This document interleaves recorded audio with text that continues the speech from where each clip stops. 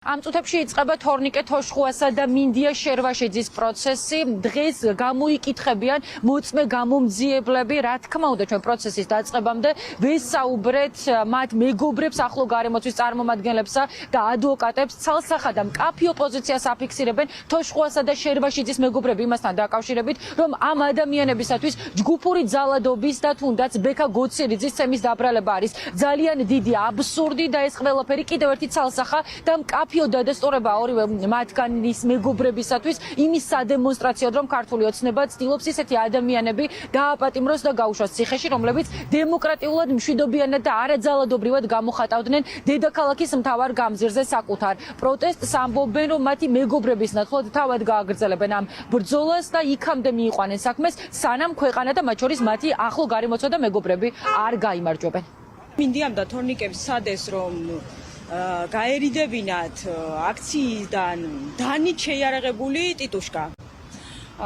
სამწუხაროდ ისე შემოტრიალდა ყველაფერი, რომ ეხლა დამნაშავეები არიან მინდია და თორნიკე, მათ 2 წელი ემუქრებათ ციხე, ისინი არიან ბრალდებულები ჯგუფურ ძალადობაში, რაც წარმოუდგენელი უსამართლობაა და არც ყველა მოქალაქეს ვთხოვ, რომ აიმაღლონ ხმა და გამოვიდნენ, გააპროტესტონ ეს ყოველივე და წერტილი უნდა დაუსვათ ამ უსამართლობას, იმიტომ რომ ამისგან დაზღვეული არავინ არ ვართ და ყოველ დღე თუ ამის წინააღმდეგ რამე არ გავაკეთეთ, ხვალ რეჟიმი ჩვენ კარებზეც დააკაკუნებს. ზუსტად ამ უსამართლობის დასასრულებლად გამოდიოდნენ ისინი და აპროტესტებდნენ მთელი 1 წლის განმავლობაში ჩვენთან ერთად, ითხოვდნენ სამართლიან სასამართლოს, ითხოვდნენ ნორმალურ ქვეყანაში ცხოვრებას. ეს არის აბსოლუტური აბსურდი, იმიტომ რომ ადამიანები იცავდნენ ხუებს ჩვენ მათ შორის არაადეკვატისგან, რომელიც მოვიდა გინებით და დანით ჯიბეში, რომელიც გამოუვარდა და დაიჭერეს აბსოლუტურად უსამართლო ადამიანები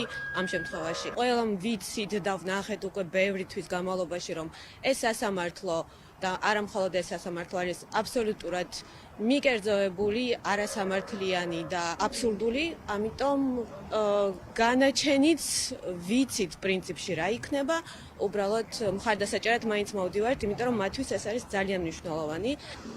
ჯგუფურად ჩადენილი ძალადობის ბრალდებით თორნიკე თოშხუა და მინდია შერვაშიძე აიყვანეს აგვისტოში, მათ ედავებიან 31 ივლისს ფეხბურთელ ბექა გოცირიძეზე თავდასხმასა და მისცემას, როგორც მოვისმინეთ, მათი ახლო გარემოცვის წარმომადგენლები აბსოლუტურად აბსურდულს უწოდებენ ამ ბრალდებას და ამბობენ, რომ ორივე მათგანი არის უდანაშაულო და რომ ქართული ოცნება ამ ადამიანებს მხოლოდ იმიტომ სჯის, რომ ისინი პროევროპულ აქციებში აქტიურად იღებდნენ მონაწილეობას და შეძლეს გაბედეს და ხმა აიმაღლეს ბიძინა ივანიშვილის გუნდის წინააღმდეგ. როგორც უკვე გითხარით, პროცესი ამ წუთებში იწყება.